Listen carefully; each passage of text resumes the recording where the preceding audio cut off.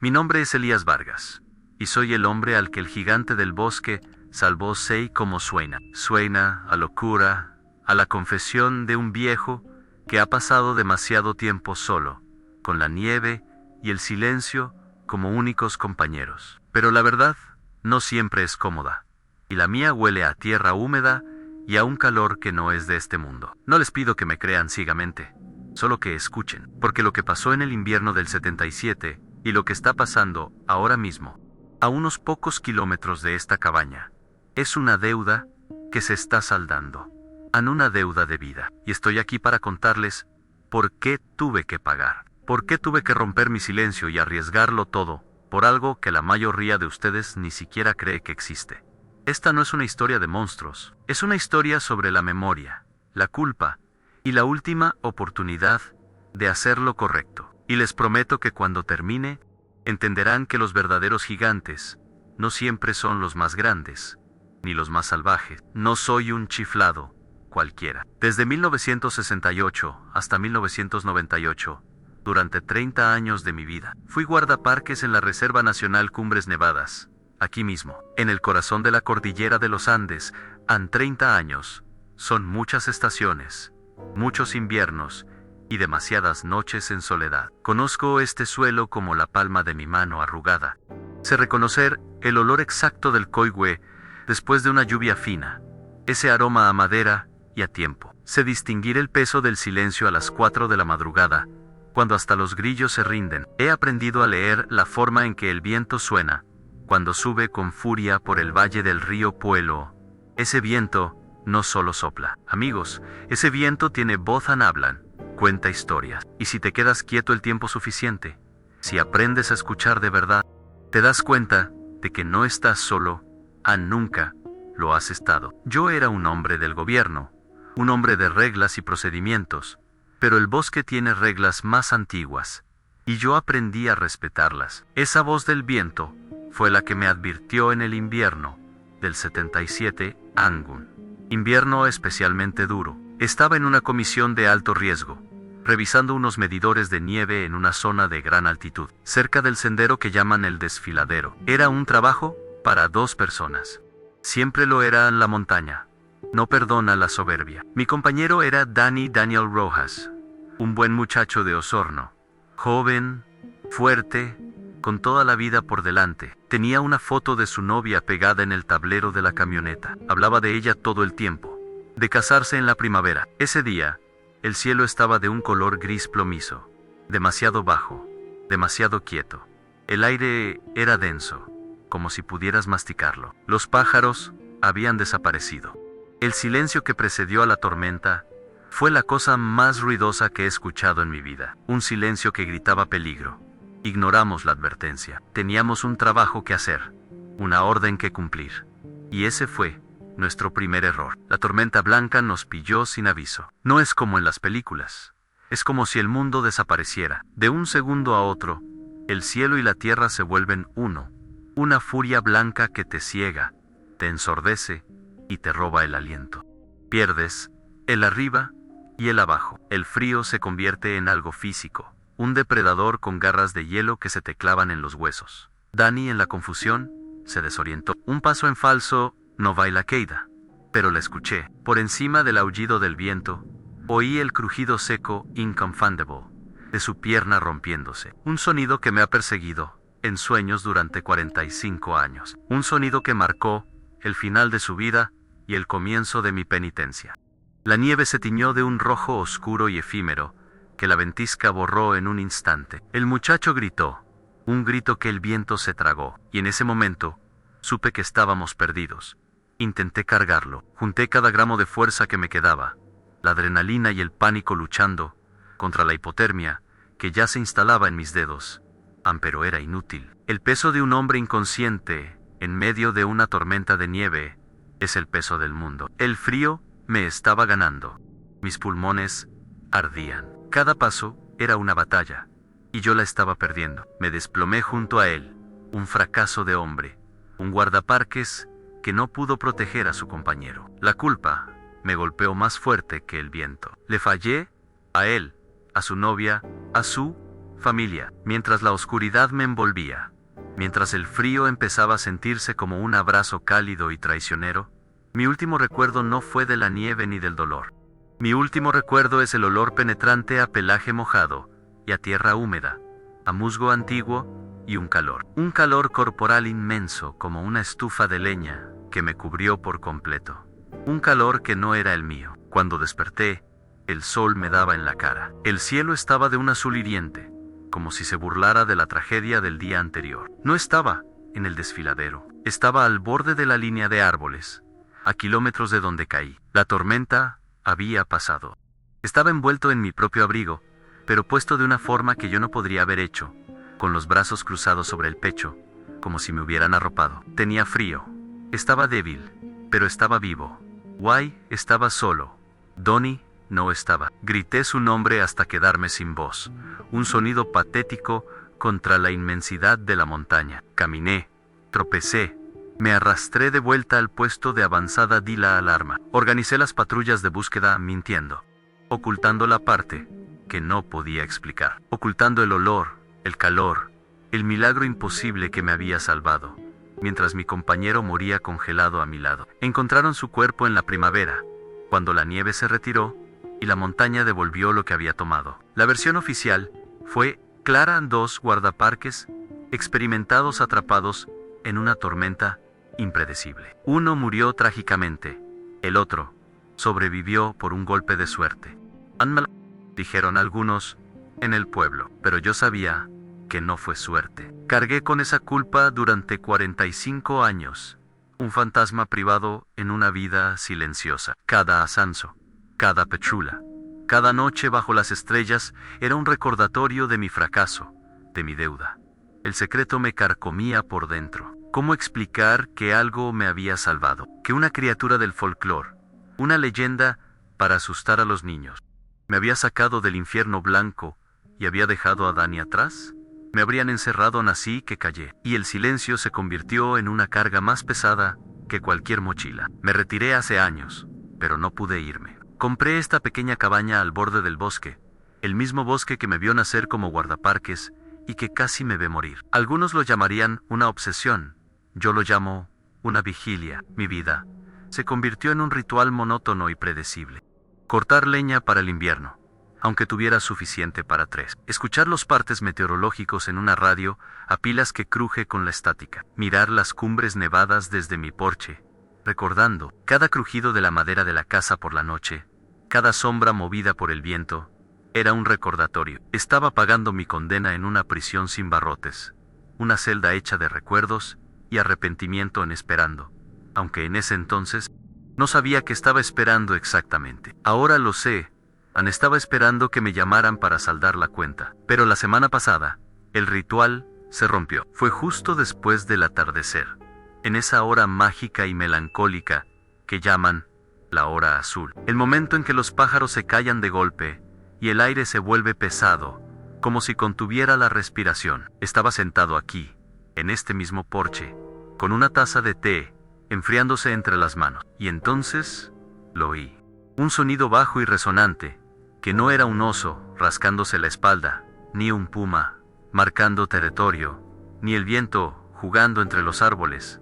Era una llamada, una vibración gutural y profunda que no solo escuché con los oídos, sino que sentí en el suelo, en las paredes de la cabaña, en mi propio pecho. Un sonido que no había oído en 45 años, no desde aquella noche de terror y salvación en la nieve, y el mundo se detuvo. No era el sonido de un monstruo, no como se lo imaginan. No había rabia ni amenaza.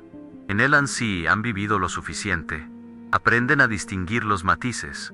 Era un sonido de dolor, un quejido profundo, agotado, como el de una criatura poderosa que ha sido herida y busca un lugar seguro para lamerse las heridas. Y en ese instante lo supe con la certeza absoluta de un hombre que lleva casi medio siglo esperando pagar una cuenta pendiente. No era una bestia, era mi salvador, y me estaba pidiendo ayuda. La balanza, por fin, tenía la oportunidad de equilibrarse. No había miedo en mi corazón, solo una extraña y solemne calma. Una deuda es una deuda, y la mía era la más grande de todas. Tenía que responder. Tenía que. Sabía que al dar ese primer paso en la oscuridad, mi vida, mi soledad, mi penitencia, todo cambiaría para siempre. Y aquí empieza realmente la historia que necesitan escuchar. La historia de cómo empecé a pagar mi deuda. Si quieren saber qué encontré en el bosque, cómo es nuestro pacto, y por qué ahora no solo la estoy protegiendo a ella, sino también a su secreto de gente muy peligrosa. Quédense conmigo hasta el final. Sei lo debo a él. Y de alguna manera, ahora se lo debo a ustedes. Si esta historia ya les ha tocado de alguna manera, por favor, dejen un me gusta. Suscríbanse al canal para no perderse cómo continúa esto, y compartan este relato. Avises. Las confesiones más difíciles son las que más necesitan ser escuchadas. Avancé por la oscuridad del bosque con una determinación que no sentía desde mis días de servicio activo. La linterna de mano pasada y fría cortaba un cono de luz temblorosa entre los troncos de los coigües. Cada chasquido de una rama bajo mis botas era un cañonazo en el silencio expectante. No tenía un plan, solo un destino y una brújula moral apuntando al norte. ¿Qué le dices a una leyenda herida? ¿Qué ofreces a la criatura que te salvó la vida y te condenó a una vida de culpa? No llevaba un arma, solo una vieja navaja de Garde Parks en el bolsillo y una manta de lana en la mochila. Sentía el frío en los huesos, pero no era el frío de la noche, era el frío de la anticipación, el miedo a lo desconocido mezclado con la extraña sensación de volver a casa. Sabía a dónde ir. Hay lugares en este bosque que no aparecen en los mapas, lugares con nombre propio, bautizados por el viento y la roca. Me dirigí a uno de ellos, un lugar que siempre había evitado, un lugar llamado la Mandíbula de Piedra. La encontré a unos 3 kilómetros adentro, donde el bosque se abre para revelar un afloramiento de basalto que se asemeja a una quijada rota y gigantesca. La luz de mi linterna se deslizó sobre la roca húmeda, y allí estaba. Era enorme, mucho más grande de lo que mi memoria febril del 77 había registrado. Una montaña de pelaje oscuro que se recortaba contra la piedra negra. Estaba sentada, encorvada, y el sonido que había escuchado antes, ese quejido profundo, vibraba en el aire a su alrededor. Su respiración era como un fuelle roto, un esfuerzo visible en el vapor que salía de su boca. No olía a bestia salvaje, no como un oso o un puma. Olía, a zono, a tierra removida y a algo más. Un olor metálico y enfermizo que reconocí al instante en sangre vieja. Uno de sus brazos, tan grueso como el tronco de un árbol joven, colgaba en un ángulo antinatural, inerte. El pelaje estaba apelmazado con algo oscuro y pegajoso que definitivamente no era barro ni resina de árbol. Levanté una mano, la palma abierta, un gesto universal que había usado cientos de veces con animales asustados. No te haré daño, dije en un susurro que el viento se llevó. No sé si entendió las palabras, pero entendió la intención. Giró su enorme cabeza, lentamente, y sus ojos se encontraron con los míos. No eran los ojos de un animal. No tenían ese brillo salvaje e instintivo. Eran oscuros, profundos, y en ellos vi algo que me heló la sangre en inteligencia. Y dolor en un dolor antiguo y consciente. No me amenazó, no gruñó. Solo me observó estudiando, como si estuviera sopesando mi presencia, mi historia, mi alma. Luego, dejó escapar de nuevo ese quejido bajo y adolorido, un sonido que parecía decir, ya era hora. Se puso de pie con dificultad, apoyándose en su brazo bueno, y cojeó hacia la espesura del bosque antiguo, desapareciendo entre las sombras. No fue una huida, fue una invitación. Regresé a la cabaña con el corazón latiendo desbocado, no de miedo, sino de propósito. La imagen de su brazo herido, de sus ojos inteligentes, se grabó a fuego en mi mente. Esa noche no dormía. Me senté junto al fuego, planeando. No podía acercarme a ella directamente. El riesgo era demasiado alto para ambos. Un acercamiento directo podría ser interpretado como una amenaza, y si alguien me veía, el secreto estaría expuesto. Necesitaba un puente, una forma de comunicarme y ayudarla. Sin romper la barrera invisible que nos separaba, necesitaba un ritual. Un sistema de intercambio basado en la confianza y el respeto. Un pacto silencioso. La idea se formó en mi cabeza con la claridad de un plan de emergencia.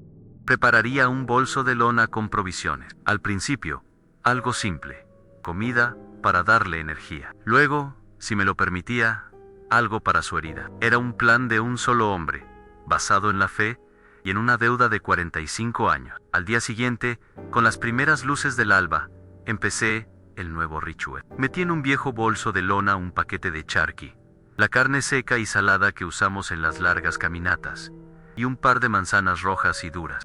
Añadí también un ungüento que preparo yo mismo con consuelda y milenrama, una receta de mi abuela para los golpes y las inflamaciones. Caminé hasta el borde de su territorio, pero no hasta la mandíbula de piedra. Elegí un punto intermedio, un lugar neutral. On Alers milenario. Un árbol tan viejo que ya estaba allí cuando llegaron los españoles, con un enorme hueco en su base, una cicatriz del tiempo que parecía una boca oscura. Dejé el bolso dentro del hueco, como una ofrenda en un altar antiguo. Y entonces, hice lo más difícil en mí, di la vuelta y me alejé sin mirar atrás. Era un acto de fe. Tenía que confiar en que ella entendería el gesto, y confiar en que respetaría mi vulnerabilidad. La espera fue la parte más larga de mi vida. Cada crujido de la casa, cada ulular de una lechuza, me hacía saltar. ¿Habría encontrado el bolso? ¿Lo habría aceptado? ¿O lo habría destrozado con recelo? ¿O quizás era todo producto de mi vieja cabeza, una alucinación nacida de la culpa? Al amanecer del día siguiente, no pude más, volví sobre mis pasos, con el corazón en la garganta. Anuncié mi llegada con un silbido específico, dus notaus agudaus, una costumbre de guardaparques para no sorprender a la fauna. Al llegar al alerce, me asomé al hueco. El bolso estaba allí, pero se sentía liviano. Lo saqué. El charqui y las manzanas habían desaparecido. El tarro del ungüento estaba intacto, una señal clara de que aún no me había ganado su confianza para algo tan íntimo. Pero no estaba vacío. Dentro del bolso, en el fondo, había algo que no era mío. Un pago en la primera pieza de nuestro lenguaje secreto. Eran 3 piedras de río Han. No cualquier piedra. Eran lisas, oscuras, perfectamente pulidas por el agua durante siglos. Y no estaban tiradas de cualquier manera. Estaban dispuestas en la tela del bolso, formando un triángulo perfecto. Pausa, un triángulo. Los animales no hacen triángulos. La geometría es el lenguaje de la mente, de la intención. Sostuve las piedras en mi mano. Su peso era el peso de una respuesta. Esto no era un agradecimiento casual. Era una comunicación deliberada en un acuse de recibo. El pacto había sido aceptado. Las reglas de nuestro intercambio se estaban escribiendo sin palabra. Yo proveía, ella aceptaba, y dejaba una señal de que la transacción estaba completa y de que la paz se mantenía. Sentí un escalofrío recorrer mi espalda. No estaba alimentando a un animal herido, estaba conversando con una inteligencia desconocida, y acababa de recibir mi primera palabra. A partir de ese día, el ritual se convirtió en el ancla de mi existencia. La rutina le dio forma a mis mañanas y a mis noches. Cada 2 días, preparaba el bolso. Continué con la comida, variando con algunas nueces y bayas que sabía que eran seguras. Y cada 2 días, volvía al alerce, siempre anunciándome con el silbido de 2 notas. Las reglas se solidificaron en mi mente, no porque nadie me las dijera, sino porque el instinto y el respeto me las dictaban. Nunca me acercaba a la mandíbula de piedra después del anochecer. Ese era su santuario, su espacio privado. Nunca la seguía después de que se desvaneciera en el bosque. La confianza se basa en respetar los límites. El regalo de vuelta era mi señal de que el intercambio estaba completo y de que podía regresar en paz. Nuestro pacto era frágil, tejido con hilos de silencio y gestos indirectos, y yo era su único guardián. La segunda vez que volví, el tarro del ungüento había desaparecido. Mi corazón dio un vuelco de esperanza. Lo había aceptado. Se estaba tratando la herida. En el lugar del bolso, encontré el pago. Esta vez, era una sola pluma de un halcón peregrino, perfectamente intacta, colocada con delicadeza sobre una tira de corteza de canelo. Era hermosa, un regalo del cielo. La tomé con el cuidado con que se toma un objeto sagrado. ¿Qué significaba? ¿Un agradecimiento? ¿Una muestra de su poder, de su conexión con el entorno? Quizás era solo algo bello que encontró y quiso compartir. La guardé en el bolsillo de mi camisa.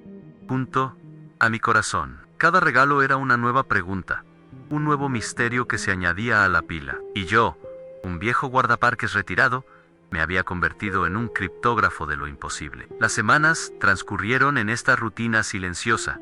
Los pagos se volvieron más complejos, más desconcertantes. Una mañana, encontré una serie de huesos pequeños, de conejo o de liebre, dispuestos en un patrón que se asemejaba a una constelación o a un mapa estelar. Otro dark. Un trozo de madera de alerce con extraños arañazos profundos, marcas que no eran de garras, sino talladas, deliberadas. Casi parecían un mapa del terreno, marcando arroyos y picos. Y entonces, una mañana, el regalo me dejó sin aliento. Dentro del hueco del alerce, no había piedras ni plumas. Había un pequeño círculo, de unos 10 centímetros de diámetro, hecho de tiras de corteza de cedro, intrincadamente tejidas, formando un patrón en espiral. No era obra del azar. No era obra de un animal.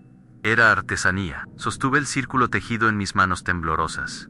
La prueba irrefutable. Esto cambiaba todo. La línea entre criatura y pueblo se desdibujaba hasta desaparecer. El tejido era rústico, pero la intención, la habilidad y la paciencia que requería eran innegables. Esto era cultura né. Esto era historia. En ese momento, una frase se formó en mi mente. Una verdad que se convertiría en mi mantra y mi carga. No son solo animales. Son algo más.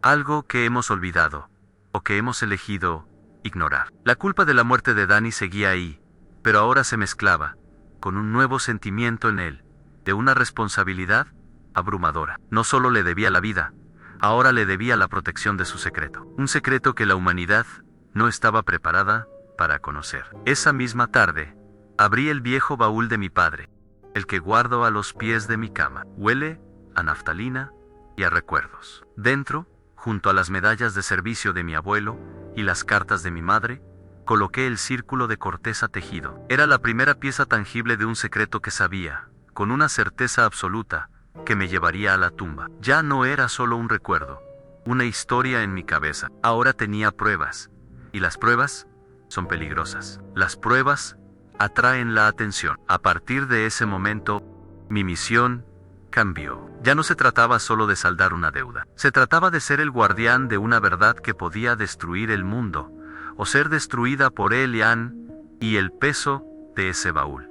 De repente, se sintió como el peso de una montaña entera. El vínculo crecía con cada intercambio, una conversación silenciosa a través de la inmensa brecha entre nuestras especies. Empecé a dejarle cosas diferentes.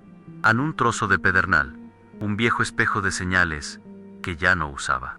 A cambio, recibía cosas cada vez más extrañas. Un trozo de cuarzo cristalino, arrancado de una veta profunda. Un nido de pájaro abandonado, perfectamente conservado. Era como si me estuviera mostrando su mundo, pieza por pieza. Era como si me estuviera enseñando su lenguaje. Un léxico, hecho de objetos del bosque. Aprendía a interpretar el significado de un hueso roto versus uno intacto, el mensaje en una flor colocada hacia el este en lugar del oeste. Me estaba convirtiendo en el único estudioso de una civilización de un solo habitante, o eso creía yo. Mi vida, antes un ritual de arrepentimiento, se había transformado en un ritual de propósito. El fantasma de Danny no había desaparecido, pero su voz en mis pesadillas se había vuelto más suave, casi comprensiva. Cortar leña, escuchar la radio, todo lo hacía con una nueva energía. La vigilia ya no era una condena, sino una misión. Estaba protegiendo algo sagrado, pero con cada regalo que recibía, con cada pieza del rompecabezas que me entregaba, una nueva pregunta, más oscura, comenzaba a formarse en el fondo de mi mente.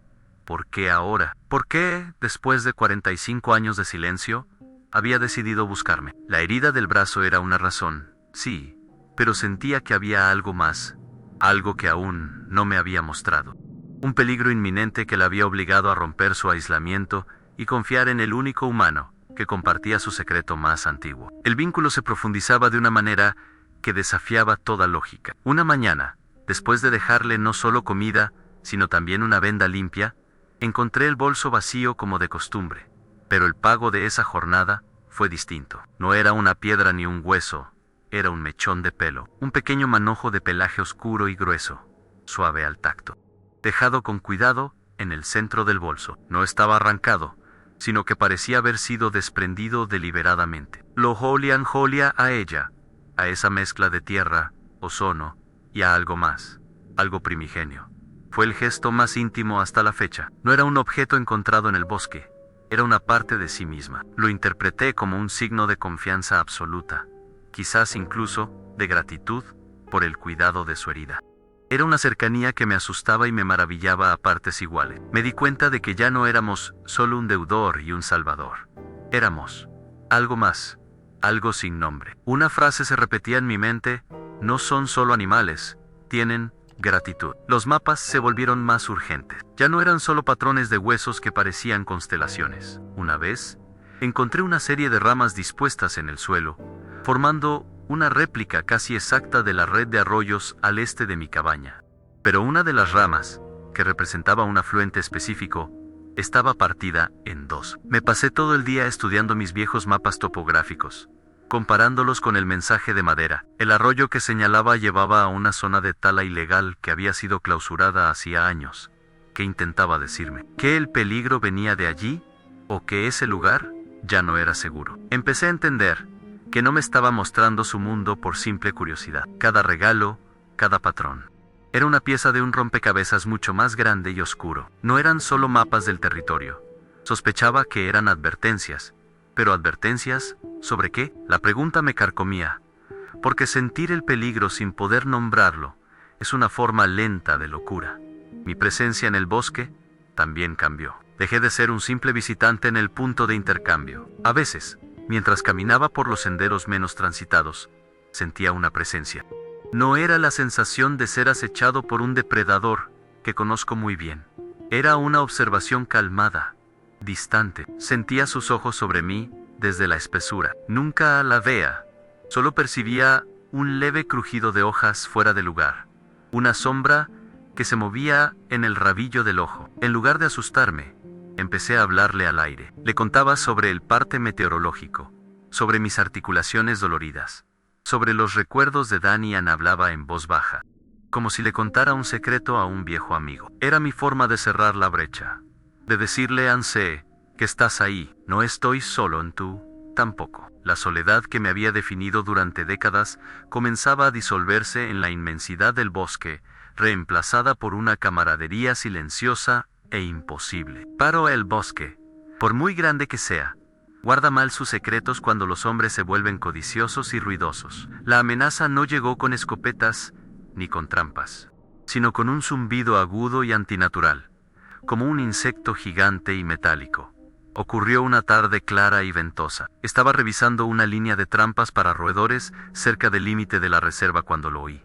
Alcé la vista y allí estaba un dron, un pequeño aparato blanco y zumbón sobrevolando las crestas, dirigiéndose peligrosamente hacia el sector del Alerce Millenarion. Lo supe de inmediato. Eran esos críos que se hacen llamar YouTubers, con más cámaras y drones que sentido común. Buscaban clics, no la verdad. Buscaban un monstruo para su canal, sin entender que lo que podían encontrar era algo mucho más frágil y sagrado. Y el zumbido de su máquina era una profanación, una invasión tecnológica en un mundo que había permanecido intacto durante siglos. El pánico se apoderó de mí con una fuerza helada, la misma que sentí en la tormenta del 77.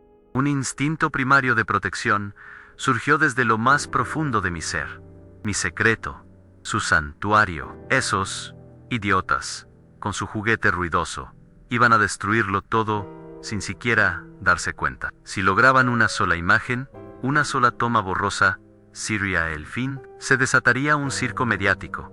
Vendrían los curiosos, los cazadores de trofeos, y peor aún, los científicos y las agencias gubernamentales con sus redes y sus rifles de dardos. La convertirían en un espécimen, en una atracción de feria o en un cadáver en un laboratorio. La paz de este valle, su existencia anónima, se haría añicos. El pacto silencioso que había construido con tanto cuidado, esa frágil confianza, se rompería para siempre. Y todo por un video viral, por un puñado de me gusta. Mi deuda no era solo salvarle la vida, era salvar su mundo del nuestro. El dron se acercaba cada vez más al alerce, el zumbido se hacía más fuerte, más irritante. Podía imaginar a los dos idiotas mirando una pantalla a kilómetros de distancia, buscando una señal de calor, un movimiento extraño. Estaba demasiado lejos para gritarles, para ahuyentarlos. Tenía que actuar, y rápido. Mi mente de guardaparques se activó, buscando soluciones en el entorno. Rebusqué frenéticamente en mi mochila, entre la cantimplora y la navaja, y entonces mis dedos tocaron algo frío y liso en mi viejo espejo de señales. Una simple pieza de metal pulido. Una herramienta de supervivencia que no había usado en más de 20 años. Era una posibilidad remota, un disparo a ciegas, pero era la única oportunidad que tenía. La supervivencia a veces depende de un destello de ingenio y de un destello de luz. El sol estaba en una posición perfecta, alto y brillante sobre mi hombro. Tenía una oportunidad. Me moví rápido hacia un claro, calculando el ángulo. Apunté el espejo, buscando el reflejo del sol. Esa pequeña mancha de luz danzante. Con la otra mano, hice una V con los dedos para apuntar, una técnica que enseñábamos a los novatos. Apunté a la pequeña mancha negra que era el dron. El corazón me martilleaba en el pecho. Contuve la respiración, lancé el destello. Un pulso de luz solar concentrada cruzó el valle y golpeó directamente la lente de la cámara del dron. Por un instante, no pasó nada. Luego, el dron vaciló en el aire, como un pájaro herido. Se inclinó bruscamente y comenzó a retirarse a toda velocidad. Lo había logrado. Desde su perspectiva, habría sido un fallo técnico inexplicable, un destello que cegó el sensor. Una pequeña victoria, pero una que me dejaba expuesto. Un viejo guardaparques solitario no debería estar jugando con espejos de señales en medio de la nada. Era un riesgo calculado, pero el riesgo seguía ahí. El alivio fue breve, reemplazado por una paranoia helada. No podía simplemente volver a casa. Tenía que asumir que habían registrado mi ubicación general, o al menos la zona del fallo. Pasé el resto del día y parte de la tarde creando un rastro falso. Caminé 5 kilómetros, en la dirección opuesta a Hashia, el Eset, lejos del territorio de ella. Rompí ramas a propósito. Dejé huellas profundas y claras en un par de parches de barro. El acto final de mi engaño fue el más calculado. Arranqué un trozo de mi vieja camisa de franela a cuadros, la misma que llevaba puesta, y la enganché deliberadamente en una rama espinosa junto a un sendero de caza abandonado. Un señuelo perfecto, un trozo de evidencia que gritaba un excursionista pasó por aquí. Me costó un día entero de trabajo agotador y una noche de ansiedad, pero era el precio que tenía que pagar. Proteger un secreto de este calibre exigía más que silencio. Exigía engaño esa noche. El sueño no llegó. Cada crujido de la cabaña me hacía saltar. Cada ráfaga de viento sonaba como el zumbido del dron regresando. Miraba por la ventana hacia la oscuridad del bosque, que ya no era mi santuario, sino una fortaleza sitiada. La paranoia es un veneno que se filtra lentamente. ¿Y si volvían? ¿Y si traían equipo mejor? ¿Y si mi engaño no era suficiente? Me sentí como un soldado en una guerra invisible, un centinela solitario defendiendo una frontera que solo yo conocía. El peso de la responsabilidad me aplastaba. Ya no era un simple ritual de intercambio. Me había convertido en un agente de contrainteligencia para una especie desconocida. Una frase que mi padre solía decir me vino a la mente: el secreto más difícil de guardar es el que no puedes compartir con nadie. Y yo estaba guardando el secreto más grande de todos. Al día siguiente, con el cansancio pesándome en los hombros, volví al alerce. El silbido de 2 notas se me antojó débil, temeroso. En el hueco, la comida había desaparecido, pero el pago de ese día me heló la sangre. No era una pluma, ni un tejido, ni un hueso. Era una sola lasca de obsidiana, negra y brillante. Estaba afilada, con un borde tan cortante que podría desollar un animal. Tenía la forma inconfundible de una punta de lanza o una cuchilla primitiva. La tomé con un cuidado extremo. El mensaje era inequívoco.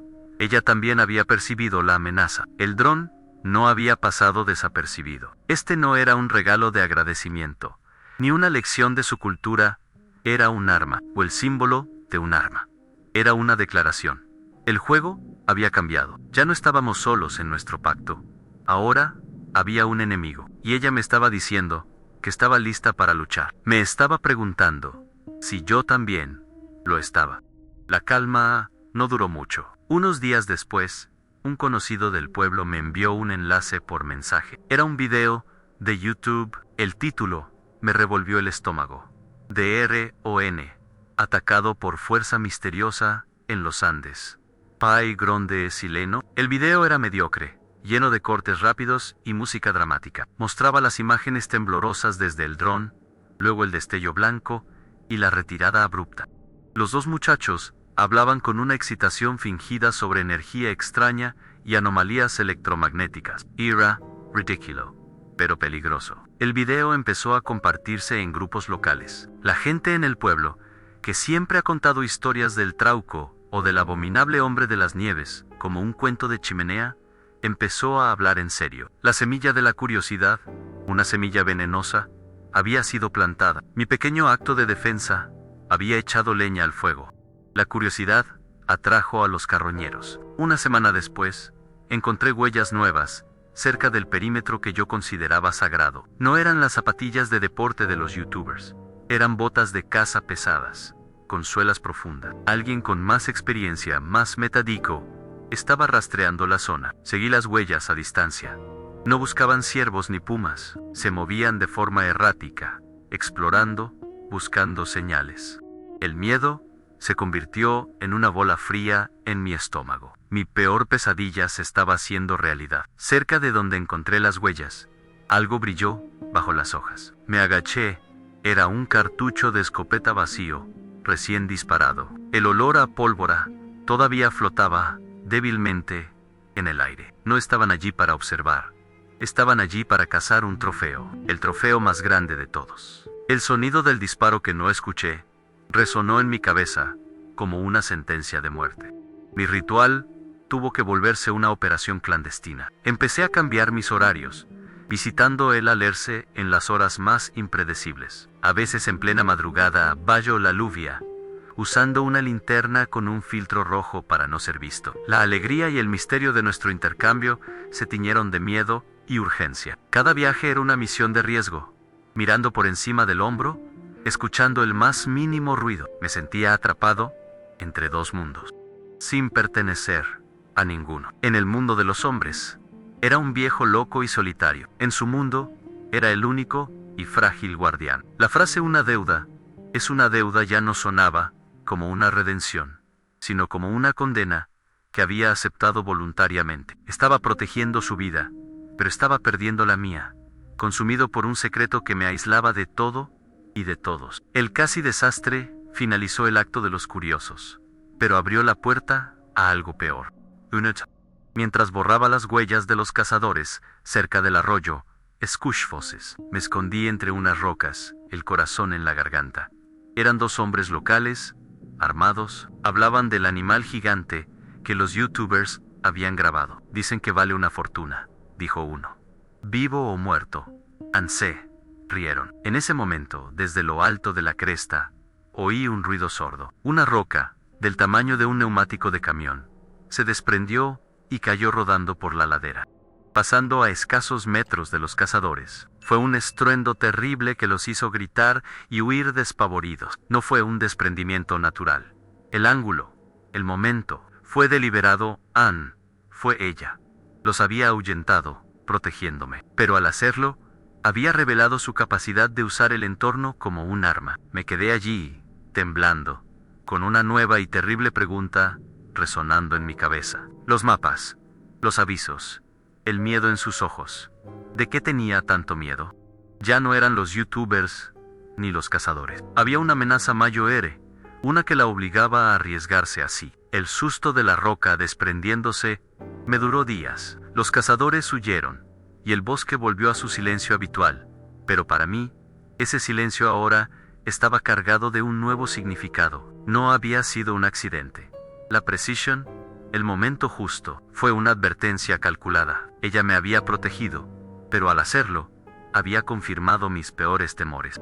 Su miedo no era el de un animal acosado, era la estrategia de un ser inteligente que se sabe perseguido por un enemigo persistente. La viñeta de los youtubers y los cazadores locales era solo el prólogo. El verdadero peligro, la verdadera razón de su herida y su reclusión, seguía oculto en las sombras, y yo sentía que se acercaba. Mi ritual de intercambio ya no era un acto de gratitud. Se había convertido en una carrera contra un reloj que solo yo podía oír.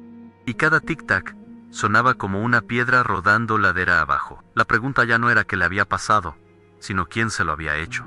El siguiente encuentro en el Alerce fue diferente. El aire estaba pesado, cargado de una tensión que casi podía tocar. Dejé el bolso con la comida, pero esta vez mi movimiento era lento, solemne, como el de un hombre que asiste a una cita con su destino. No Sylviane sentía que el sonido podría ser una traición, una señal para oídos equivocados. Me quedé allí un momento más de lo habitual, mirando el hueco oscuro del árbol. Era nuestro confesionario, nuestro buzón de secretos. Sentí la necesidad de decirle que lo entendía, que sabía que estábamos en peligro, pero las palabras se me atoraban en la garganta. ¿Cómo hablas con un fantasma del bosque? ¿Cómo le dices que temes por su vida cuando ni siquiera conoces la forma de su enemigo? Me fui con el corazón encogido, sintiendo que nuestra conversación silenciosa estaba a punto de cambiar de idioma, pasando de la gratitud a la estrategia de supervivencia. 2 mañanas después, regresé. La ansiedad era un nudo en mi estómago. Al llegar al Alerce, todo parecía normal. El bolso estaba en su sitio, más liviano, la comida había sido aceptada. Metí la mano dentro, esperando encontrar un hueso, una rama tallada, otro mensaje en su extraño dialecto. Pero mis dedos no tocaron madera ni piedra. Tocaron metal, metal frío, áspero y extrañamente familiar.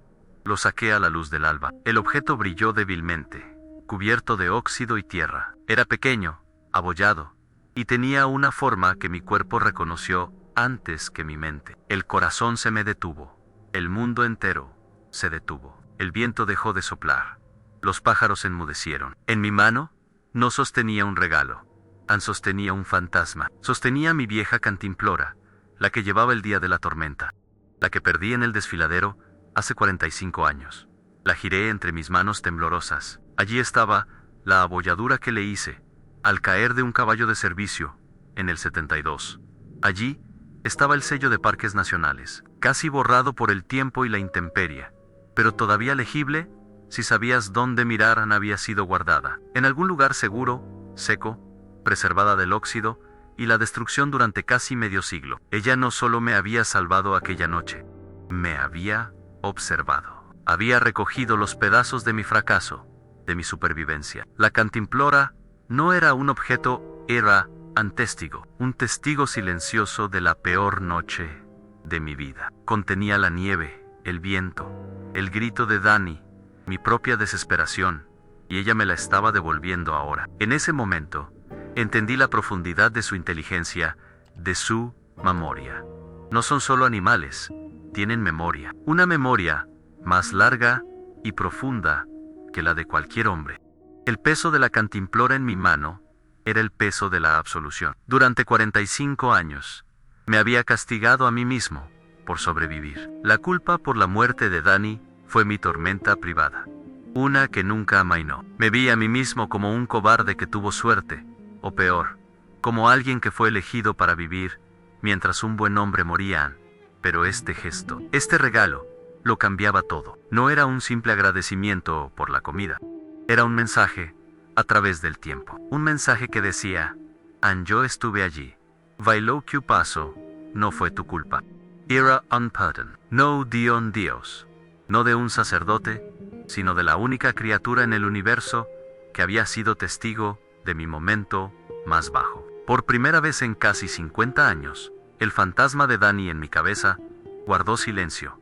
Y yo lloré. Lloré allí, bajo el Alerce milenario, un viejo guardaparques roto, finalmente perdonado. Con la cantimplora en el bolsillo, mi misión se transformó. La deuda de vida que sentía que tenía con ella se había pagado con ese acto de compasión. Ahora, mi compromiso era diferente. No era una obligación, era una lealtad. La lealtad que se tiene con un camarada, con alguien que ha compartido trinchera contigo. La protegería no por deuda, sino por honor, por una extraña y profunda forma de amor. Regresé a la cabaña y coloqué la cantimplora en el baúl junto al tejido de corteza.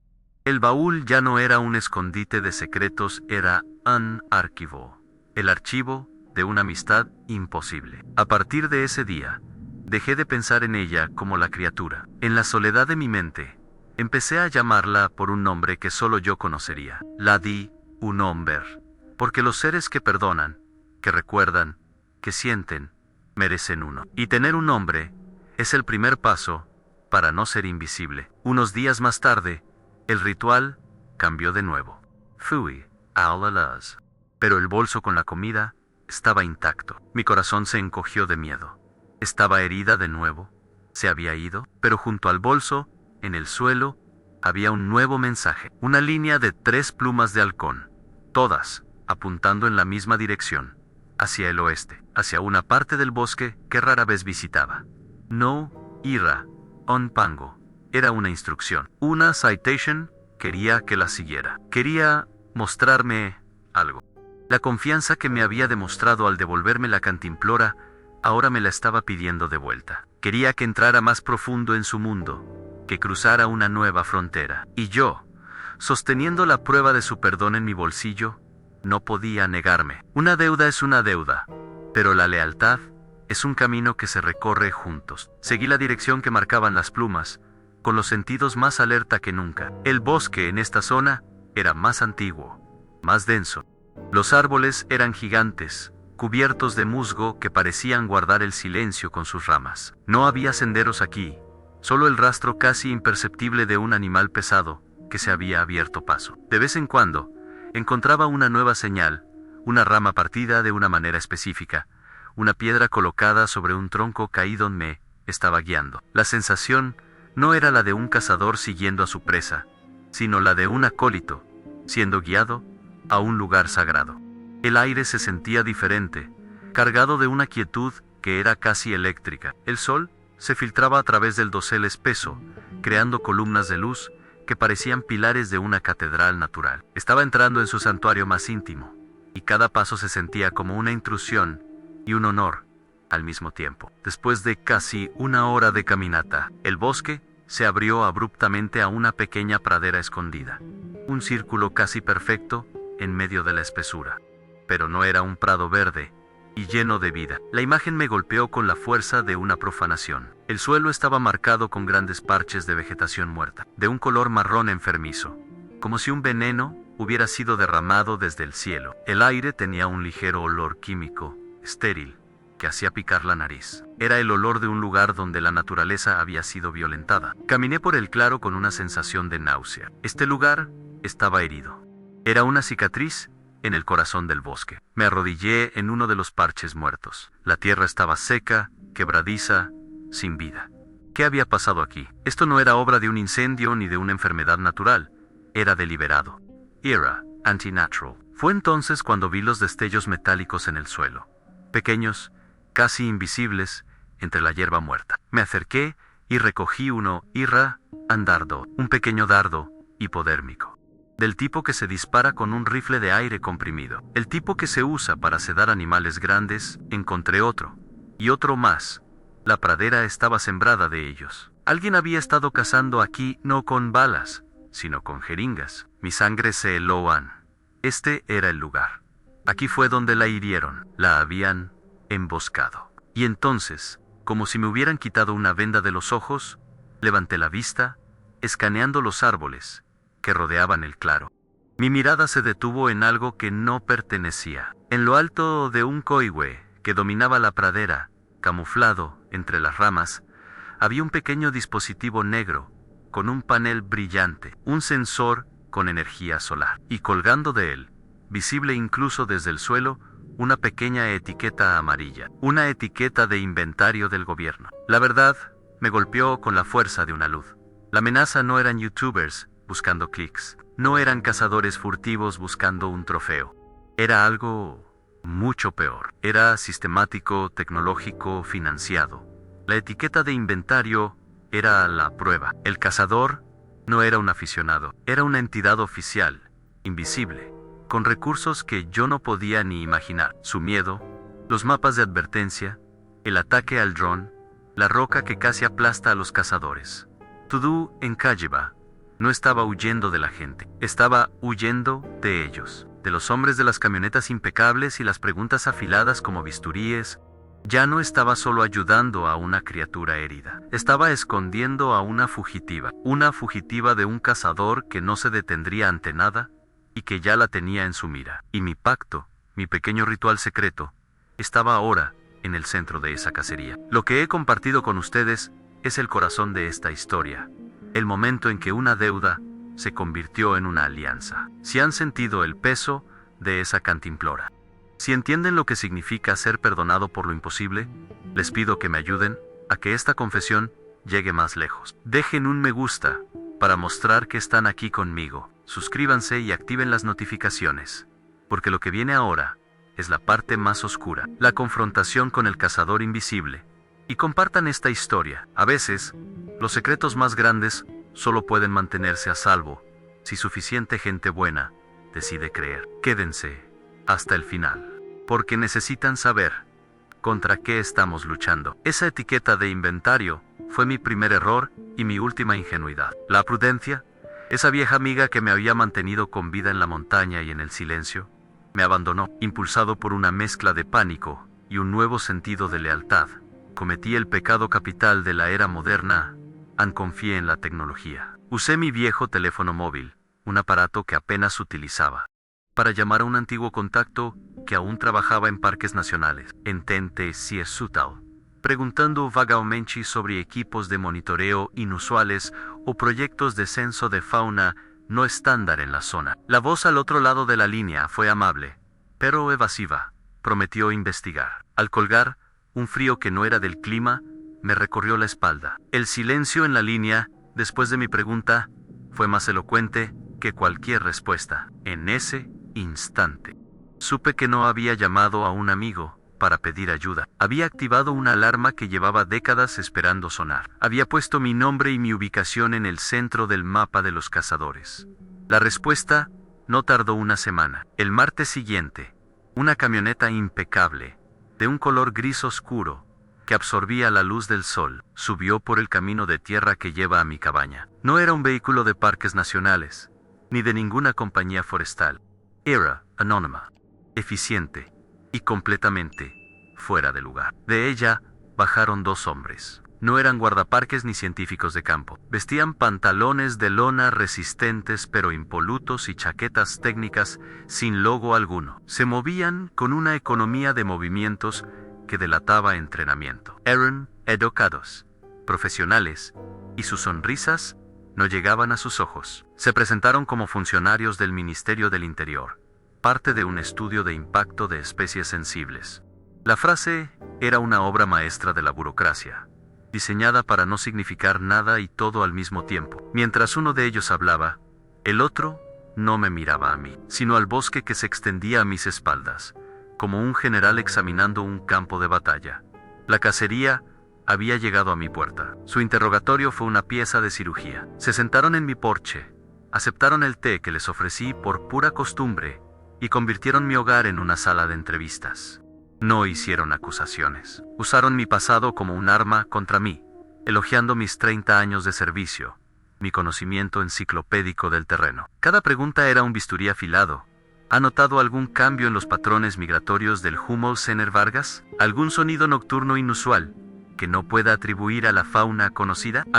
Me convertí en el papel que la sociedad ya me había asignado a un viejo solitario poco sordo, con la memoria nublada por los años. Describí el gruñido de pumas y el crujido de los árboles, historias que les podría contar a mis nietos si los tuviera. Pero sentía sus ojos fijos en mí, analizando cada parpadeo, cada pausa. Sabían que mentía, y yo sabía que ellos sabían. No era una conversación, era una partida de ajedrez, y yo acababa de perder mi reina. No, se fueron. Al día siguiente, su camioneta estaba estacionada en un pequeño claro a la entrada del camino, a menos de 1 kilómetro de mi cabaña. Se convirtió en un monumento a mi estupidez, un faro de vigilancia constante. Montaron una pequeña carpa de aspecto militar y desplegaron una antena parabólica. No se escondían, querían que los viera, querían que sintiera la presión, que supiera que cada uno de mis movimientos era observado. El pánico me paralizó. Mi ritual, nuestro pacto, se detuvo bruscamente. No podía arriesgarme a ir al alerce. Cada paso que diera hacia el bosque sería una flecha señalando su santuario. Me atormentaba la idea de que ella, al no recibir la comida, al no ver mi señal, pensara que la había traicionado. O peor aún, que su instinto la llevara a acercarse a la cabaña en mi busca, caminando directamente hacia la boca del lobo. Mi intento de protegerla la había aislado por completo, y a mí me había convertido en su carcelero. El asedio tecnológico no tardó en empezar. Los sonidos del bosque, mi sinfonía personal durante décadas, fueron reemplazados por una cacofonía artificial. Primero, fue un zumbido intermitente y de baja frecuencia. Un sonido que sentía más en el pecho que en los oídos, como el motor de un gigante dormido. Luego, vi cómo instalaban equipos entre los árboles, con una eficiencia fría y metódica. Eran emisores sónicos, diseñados para crear barreras de sonido insoportables para la fauna sensible. Vi también cómo desplegaban algo que parecían geófonos, para detectar vibraciones en el suelo. Su estrategia era clara y brutal: no iban a peinar el bosque buscándola. Iban a hacer de su hogar un infierno, a bombardear su santuario con ruido y vibraciones, hasta obligarla a huir, a salir a campo abierto, donde sus sensores y sus rifles de dardos estarían esperando. Estaban convirtiendo mi bosque, nuestro bosque, en una cámara de tortura a cielo abierto.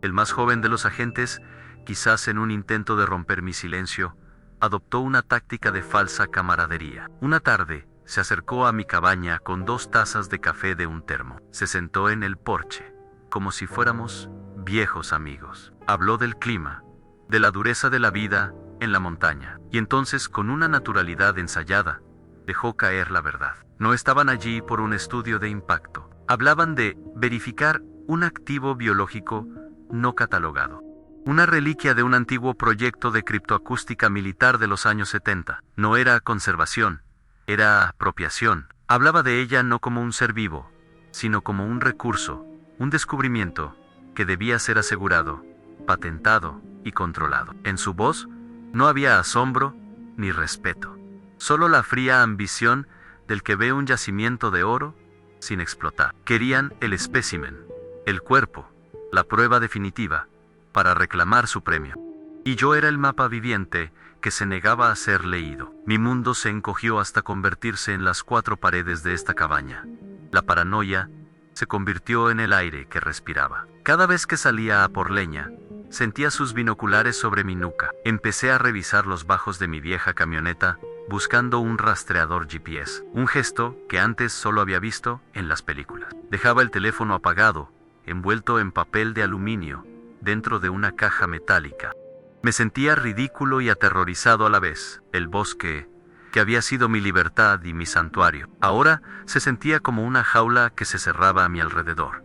Una jaula cuyas barras eran invisibles y electrónicas. Estaba completamente solo, prisionero de un secreto que me estaba consumiendo. La frase de mi padre volvía una y otra vez: el secreto más difícil de guardar es el que no puedes compartir con nadie. Me había convertido en el guardián de un tesoro, pero también en el único prisionero de la fortaleza que lo protegía.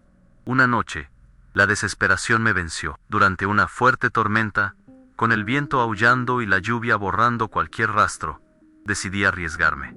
Tenía que ir al alerce, tenía que dejar una señal, algo que le dijera que no la había abandonado. Me moví en la oscuridad como un fantasma, usando senderos de animales y cauces de arroyos secos, técnicas de guardaparques que no había necesitado en 20 años, pero ellos eran más listos. Cuando estaba a menos de 100 metros del árbol, algo me detuvo en un instinto. Me agaché, pasando la mano a ras de suelo. Mis dedos rozaron un hilo casi invisible, tenso, como la cuerda de un violín. Un cable trampa. Seguí la línea con la mirada, y vi el pequeño sensor de movimiento camuflado en la base de un árbol. No era uno, era una red.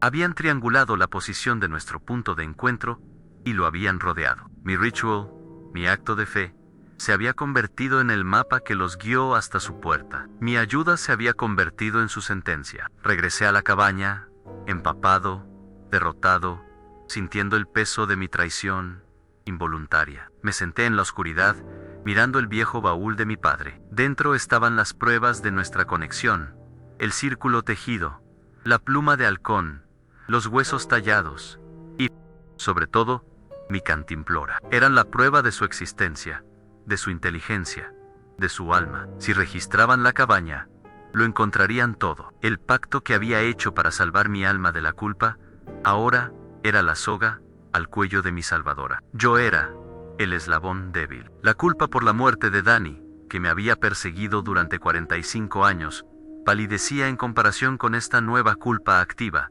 la culpa de ser el arquitecto de su posible captura. Me enfrentaba a una elección moral imposible.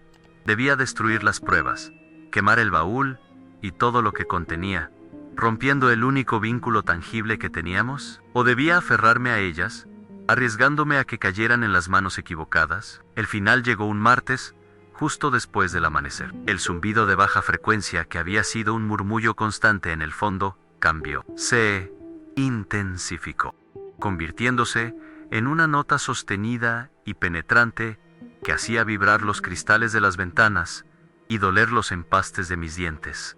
Eran los emisores funcionando ao máximo potencial. El bosque, que ya estaba en silencio, pareció morir del todo. No había pájaros, no había insectos, solo ese sonido industrial y violento. Supe que era la ofensiva final. Estaban barriendo la ladera, empujándola hacia una zona de contención. Y entonces, unas horas más tarde, un sonido desgarrador cortó el zumbido. No fue el llamado profundo y melancólico que había escuchado antes. Un búfido desesperado, agónico, lleno de dolor y furia, que venía directamente de la dirección de la mandíbula de piedra. Ella estaba rompiendo las reglas. Estaba llamando, y era una llamada que no pedía ayuda. Era un grito de guerra. No pensé. Tan solo corrí. El sonido de su agonía silenció la voz de la prudencia en mi cabeza. Dejé la cabaña abierta. El té a medio tomar en la mesa, y me lancé a la noche sin linterna, sin plan, solo con la brújula del instinto, apuntando hacia la mandíbula de piedra. El zumbido de los emisores era una pared de sonido físico que me empujaba hacia atrás, pero el rugido de ella me atravesaba, tirando de mí hacia adelante. Ya no me importaban los agentes, ni sus sensores, ni sus cables trampa. Mi pacto, mi deuda, mi vigilia de 45 años. Todo se había reducido a ese único momento, a esa llamada final. No era un viejo corriendo por el bosque. Era una promesa viviente, moviéndose hacia su conclusión inevitable. El bosque me abría paso, las ramas apartándose como si entendieran mi urgencia. El suelo vibraba bajo mis pies, una mezcla del zumbido artificial y la tierra misma, protestando. Una deuda es una deuda, y el pago final siempre se hace en persona. El momento había llegado. No se detuvo en la mandíbula de piedra. Pasó de largo, cojeando visiblemente, y me lanzó una única mirada por encima del hombro. Era una orden: sígueme. Me condujo más allá de los límites que yo mismo había respetado, a una zona del bosque antiguo que ni en mis años más audaces de Garde Parks había explorado. El aire se volvió más frío, más húmedo. El sonido de los emisores empezó a ser amortiguado por otro sonido, uno natural y poderoso, en el estruendo del agua. Me llevó directamente a una cascada que caía como un velo de plata líquida sobre una pared de roca negra. Nunca había visto este lugar. Estaba oculto, protegido por la geografía y por el secreto. Sin dudar, atravesó la cortina de agua y desapareció. Me detuve un instante, el agua helada empapándome hasta los huesos, y luego la seguí. Entré en la oscuridad, en el corazón de su mundo, sabiendo que los hombres de la camioneta no estarían muy lejos. La cueva era su último bastión, y yo, su último invitado. Dentro, el estruendo de la cascada se convirtió en un rugido sordo. Encendí el pequeño mechero que siempre llevo, y la llama temblorosa arrojó una luz débil sobre la escena, y lo que vi no era lo que esperaba. Ella estaba allí, sí, recostada contra la pared del fondo, su respiración un fuelle agotado, pero no estaba sola. Acurrucado contra su pecho, temblando de frío y de miedo, había un cachorro, un ser pequeño, no más grande que un niño humano de 5 años, cubierto de un pelaje más claro, casi del color de la miel. Sus ojos, enormes y oscuros, me miraban con un terror puro. Mi corazón se hizo un nudo. Su herida, su desesperación, su pacto conmigo, no era por ella. Toda esta lucha, todo este riesgo, no era para salvarse a sí misma, era para proteger a su cría. En ese instante, la criatura del bosque se convirtió en una madre. Y la frase que repetía mi mente cobró un nuevo y devastador significado. No son solo animales, son una familia. Mi llama danzante iluminó más allá, revelando la verdadera naturaleza de la cueva. No era una guarida, era una tumba. Las paredes estaban llenas de nichos naturales, y en cada uno de ellos, cuidadosamente dispuesto, había un cráneo en docenas de ellos. Cráneos antiguos, cubiertos de polvo de siglos, y otros, más recientes. Generaciones enteras de su linaje descansaban allí, en el silencio sagrado de la montaña.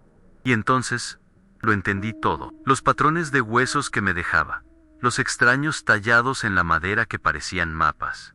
No eran mapas del territorio, eran su árbol genealógico, eran su historia. Las constelaciones eran familias, las líneas eran generaciones. No me estaba pidiendo ayuda para sanar una herida, me estaba pidiendo que salvara su historia, que protegiera a sus muertos y que diera un futuro a su cría. No era una súplica de ayuda, era una petición para santificar a su gente, para proteger su legado de la profanación. Las luces de las linternas cortaron la cortina de agua como cuchillos. Habían llegado oisos voces, nítidas y desprovistas de emoción, por encima del rugido de la cascada. Señal de calor confirmada. Múltiples objetivos. Preparen los sedantes. Queremos al adulto y a la cría. Se estaban acercando, metódicos, implacables. La madre se levantó a medias, interponiéndose entre los agentes y su cachorro, y dejó escapar un gruñido bajo y profundo, un sonido que prometía una muerte violenta a cualquiera que diera un paso más. Pero sabía que era inútil. Eran demasiados, estaban demasiado equipados. La atraparían, se llevarían al cachorro, y este lugar sagrado se convertiría en una nota, a pie de página, en un informe clasificado. Miré a la madre, a la cría temblorosa, a los cráneos de sus ancestros, y supe que solo tenía una opción terrible y definitiva. Mi deuda no era solo con ella, era con todos ellos. Mi mirada se desvió hacia el techo de la cueva, y luego hacia la entrada. Recordé mis viejos estudios de geología local, mi conocimiento de las laderas inestables, especialmente en esta zona, tan afectada por las fallas de antes de la erupción del Chaitén. Había una roca clave, una enorme cuña de piedra justo encima de la entrada, sosteniendo una sección entera de la ladera. Una de esas rocas que, si se mueve, desencadena un efecto dominó. Sacrifiqué el mayor descubrimiento de la historia de la humanidad para mantener una promesa. No había tiempo para dudar. La elección ya estaba hecha. Era la única jugada que me quedaba en esta partida de ajedrez. Salvar el secreto, aunque tuviera que enterrarlo para siempre. Oh, quizzes. Enterrarlos a ellos para siempre. La ambigüedad de mi acto me perseguiría el resto de mi vida. Pero en ese momento, era la única misericordia que podía ofrecerles. Usando una larga estaca de madera podrida que encontré en el suelo de la cueva, hice palanca contra la base de la roca clave. Metí todo mi peso, toda mi vida, toda mi culpa y toda mi lealtad en ese único empujón. Hubo un crujido, un gemido de la montaña. Luego, un estruendo ensordecedor. Un rugido de roca y tierra que hizo temblar el mundo. La ladera entera se vino abajo. Una avalancha de piedra y barro que selló la entrada de la cueva en un instante, borrando la cascada, la luz, el sonido de los agentes. La oscuridad en la cueva fue total, absoluta, y el silencio que siguió fue más pesado que cualquier montaña. Me, quid ali, en la penumbra, con el eco del derrumbe resonando en mis huesos, sin saber si los había salvado o si los había condenado a una tumba sellada. Pero su secreto, al menos, estaba a salvo. El agente al mando me encontró unos minutos después, rodeando la zona del derrumbe. Me agarró por el cuello de la camisa, su cara una máscara de furia helada. ¿Qué has hecho, viejo estúpido? Has destruido un activo de valor incalculable. Mientras me gritaba, con su aliento caliente en mi cara, Vi algo en el cuello de su chaqueta. Un pequeño pin que había pasado por alto. No era el emblema del Ministerio del Interior, era el símbolo de un antiguo proyecto de la inteligencia militar. Un círculo con una onda sonora en el centro. Y debajo, una inscripción casi microscópica, Proyecto Criptoacústica 1977. Mi sangre se convirtió en hielo. El mismo año de la tormenta. No habían empezado a cazar la hora. Llevaban casi medio siglo, escuchando, esperando, rastreando. Habían estado aquí desde el principio. La verdad final me golpeó con la brutalidad de una revelación divina y terrible. Mi rescate en la tormenta del 77 no fue un acto de misericordia al azar. No fue un milagro. Fue el final de su primer intento de captura fallido. Aquella noche, ellos la estaban cazando, probablemente con el mismo tipo de tecnología sónica primitiva. Ella, huyendo, se topó conmigo y con Danny en el caos. Me arrastró lejos de la zona de caza, salvándome la vida, pero solo como un daño colateral de su propia supervivencia. El calor que sentí no era solo el de su cuerpo, era el calor de una criatura huyendo por su vida. Yo no fui el hombre al que el gigante salvó. Yo fui el que se escapó, el testigo accidental que ellos perdieron y que, por mi estúpida llamada telefónica, acababan de reencontrar. Mi deuda no era la de un hombre salvado, era la de un fugitivo que le debía su libertad al otro. Ahora, estoy aquí, en mi cabana, terminando esta grabación. Les dije a los agentes que no vi nada, que el derrumbe fue un accidente provocado por sus emisores. Saben que miento, pero no tienen pruebas. El derrumbe borró la entrada, y con ella, su premio. Se fueron hace 2 días, dejando atrás solo un silencio antinatural y el olor a tierra removida. Antes de que sellara la cueva, ella me entregó un último regalo, una pequeña talla en madera. Tan simple y tan poderosa, una figura grande protegiendo a una pequeña. La sostengo ahora en mi mano. No sé si escaparon por alguna otra salida secreta, o si los enterré vivos junto a sus ancestros. Esa duda es mi nueva penitencia. Pero sé que hay cosas en este mundo que no están hechas para ser encontradas, ni catalogadas, ni poseídas. Nuestra necesidad de poseer y diseccionar todo lo que no entendemos. Ese es el verdadero monstruo. Y yo llevaré su silencio, Waisu, secreto. A mi tumban, una deuda es una deuda. Y la mía, por fin, está pagada. Si esta confesión, si mi historia, ha significado algo para ustedes, si han sentido el peso de esta verdad, les pido que me ayuden a que mi silencio no haya sido en vano. Dejen un me gusta para que esta historia no se pierda en el olvido. Suscríbanse al canal y compartan este relato, porque hay secretos que solo se mantienen a salvo cuando mucha gente buena cree en ellos. Why por favor.